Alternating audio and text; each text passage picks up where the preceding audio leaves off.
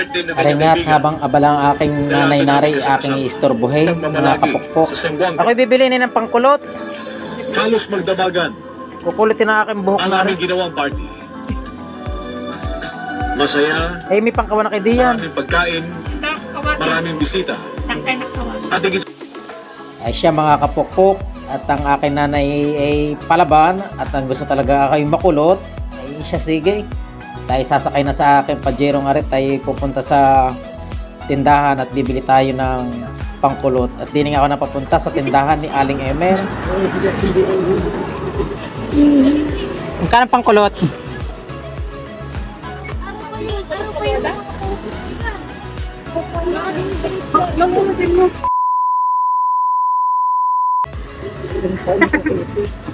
At ito na, inumpisahan na ng aking nanay nare na magkulot. At ang ginamit niya namin na pangkulot ay tangkay ng kakawate.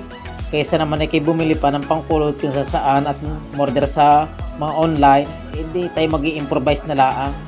Eh, alam mo naman mga Pinoy malikhain, ito ang ating ginamit. Ang tangkay nga ng kakawate. At ito nga't lubusan natin. Panay-panay na ang paglalagay at tayo malapit na makatapos sa paglalagay.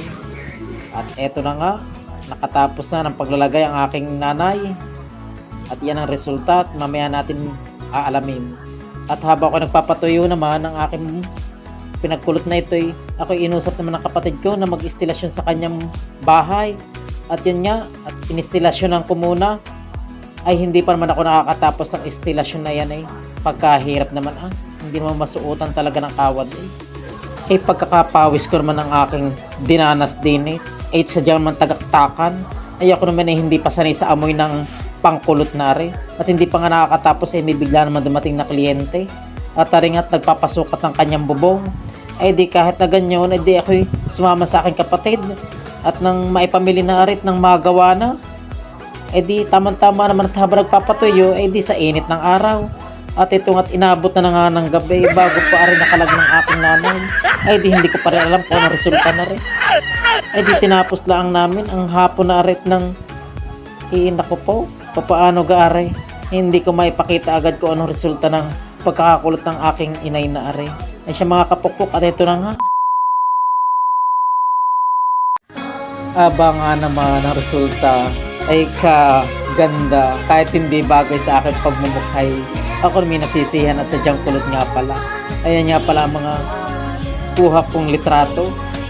Hanggang dito na lang mga kapukpok at maraming salamat sa panonood. Pagkasarap ganang garning ang buhay pa ngayong magulang at yung nakakabanding ng garning talagang masarap na pagbabanding. Pakishare at pakipollow na lang po ng aking vlog. Maraming salamat mga kapukpok sa panonood.